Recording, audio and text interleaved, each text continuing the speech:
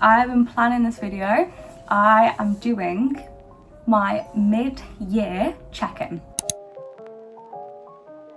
I've never actually done one of these before, so I'm really excited to do it. So I saw Destiny do this the other day, so I'll give her credit for that. Like, prompted me to do one because I was like, oh my god, yeah, I should do one of those. Let's do it. Okay, first of all, I am currently on my Goodreads. I set a goal at the start of the year of 100 books to read, so that was my goal. And my goal is going pretty steady right now. We're doing okay. Right now, I've read 43 books out of 100, so I'm a little bit behind schedule. I should be at the 50 mark right now, but I'm 7 books behind. But I will get there. I will get there. I'm going to do loads of catching up this month. I'm going to try and read loads more, which I will have told you about my TBR for July. Probably last upload, so go check that out. As I said, I'm 43 out of 100 books, so let's look into that and look at what everything's been like as of right now. The statistics, basically. So we have had a lot of 5-star reads. I've had a grand total of 13 5-star reads, which I think is phenomenal. And the reason for that is I have read the entire ACOTAR series, so that was all 5 stars for me, well, most of them apart from the last one. I've also read loads of things that were recommended last year, like The 7 Husbands of Evelyn Hugo, things like that I never actually got around to reading last year that were really loved by people. I've read them this year, and obviously they're 5 stars for me as well, so I've had to have them as a 5-star because they're brilliant. I've just had quite a few good reads recently. Ironic, Goodreads.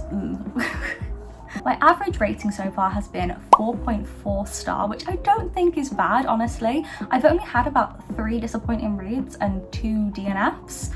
I haven't written that down, but I've had 2 DNFs so far, which have been The Sacrifice by Chantal Tessier, and what was the other one called? It's the one about 7 summers or something. I tried to read it and I couldn't, so that's also currently a DNF.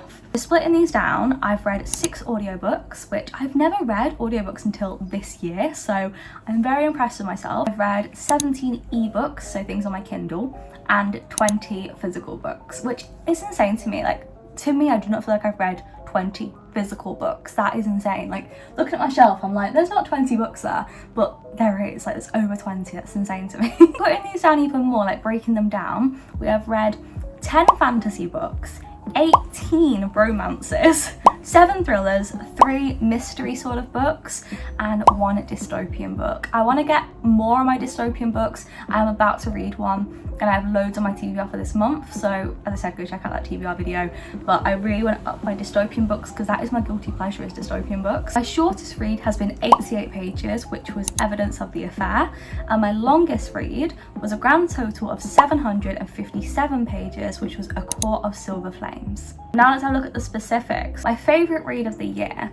I was really stuck on what to pick for this, so I had a few runners up. So I had things like Wild Love. I really loved that book. I had, popped in my head, oh, Just for the Summer. That was really good. There's a few runner-ups I can think of.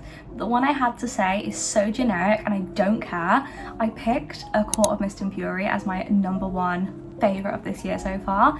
I never read the ACOTAR series before. I had no intention of reading them. I knew nothing about them apart from the fact that there was like fairies or fae, and my friend kept saying that she wanted to read them. She still hasn't, so Tilly, you better get on that. But I saw that Destiny loved them and loads of people I watch love them, so I was like, you know what, I'm gonna bite the bullet. I put it on my Christmas list, and because I had the series, I was like, let's just start them in January. Started them, was hooked, and it's all I ever think about. So A Court of Mist and Fury is my favourite book as of this year. My most disappointing read, I have to say Powerless. Powerless was a read that I was really excited for. This is by Lauren Roberts. It was one that everybody spoke about, said it was very like Hunger Games-esque. I read it, it was literally a knockoff Hunger Games. Honestly, this is probably the book that I have expressed my biggest disappointment about. Like, I can't even put it into words. And I don't understand how other people can love it so much. Like, I'm so happy for them, but why can't I love it? Like, that's what I'm not getting. Like, why don't I like this book as much as everybody else is? Yeah, I just did not like that book, and it was not for me, and it's not one I even recommend. The most underwhelming read. See, I've put one down, but I think I got 2. #1 that I've put down is Happy Place by Emily Henry. Now, After reading this book, I was very worried that Emily Henry books were not for me. They are, luckily. Like, I absolutely love Just for the Summer. That's not Emily Henry, is it? Book read, the book reads, book lovers. Oh my god, what's it called? Beach read. I read Beach Read and I loved that, so that's what I was thinking about there. But yeah, when I read this book, I was really nervous that Emily Henry's books were not for me. I just felt like Happy Place was so hyped up by people that I people I watch, like Sarah Corelli. And then I saw obviously that these people also hyped up ACOTAR, so I was kind of expecting something as good as ACOTAR, and I did not get it. I just felt like it was very young, and I didn't like the characters, I didn't like the plot, and I found the ending very basic, but it just wasn't for me. But luckily, I do like her writing still, and I absolutely adored Beach Read. For the second underwhelming read, I'm actually gonna say one by my favourite author, and it's actually breaking my heart that I'm having to say this. I'm gonna say one by Anna Huang. Now, I love Anna Huang, but I have to be honest, King of Sloth was not it for me. I felt like that book was so underwhelming, so lackluster. I don't really understand what happened. I feel like Javier's character was written wrong, in my opinion. And that sounds weird, like you can never write a character wrong, but I feel like for him to be depicted as this like almost like 30 person, like I just felt like he was written so young. And I've read books where the characters have been his age and they've been written so amazingly. The only thing in that book that gave it redemption was the amount of people in that book who were from Twisted. That was like a nice little cameo. But other than that, if those people were not in that book, I probably would have given that book a 3-star, but because of that I bumped it up. But yeah, that was definitely underwhelming for me. Next, I've also written down my shockingly greatest read. So this is a book that I didn't have high hopes for. It was just one that I was reading for the sake of it, and it shocked me because it was that good. So I did a video on this book. I did a video on most of these books. If any of these books I've done a video on, it'll be down below in the description. I will link all the videos. I read this book for an audiobook video. So I was reading audiobooks for 24 hours. They had this on there and I was like, oh my god, everyone used to rave about this like 3 years ago. Let's read it and just give it a go. Did not know I was going to give it a 5-star, cry my eyes out, and actually think about this book once a week. 7 Husbands of Evelyn Hugo. I barely see anyone talk about this book anymore. At the time, people were obsessed with it and then it died down, so I thought, oh, it must have just been like hype at the time, you know, things get overhyped really quickly. No, this book to me is so underhyped. I am obsessed with this book. I thought it was brilliant and I loved the pacing, the time of everything happening and the space between things happening. Oh, it was brilliant. The setting, amazing. The timeline, I loved. Every character I was so invested in. I felt like these were real people, honestly, and I'm so attached to these people. Truly loved it. Brilliant story, old Hollywood-esque, a lot of information about, a lot of it is set in like time where women didn't have any rights, paparazzi are awful, gay people have no rights, what it was like for lesbians to be able to live in Hollywood and for people who are gay. It was a very eye-opening book. I loved it. Next we have favourite cover. So my favourite cover, I have 2, and one is because of the version I have. So for my number 1, I've put Wild Love. So Wild Love by, is it Elsie Sorba? I love that book. So obviously I love pink, I just do, Barbie, and I really love this cover. I just thought it was so beautiful and so girly, and it's everything that I want and more. Like if I had a book and I was like, this is the aesthetic that I want, it's the front cover of Wild Love. It's truly a brilliant looking book. It's a brilliant book as well, but it's just, the cover is so pretty. It's giving Barbie, it's giving everything, it's giving girly pop slay. I really love that book cover. It's giving everything, every little thing that you can think of that's like girl coded, that book cover is giving it.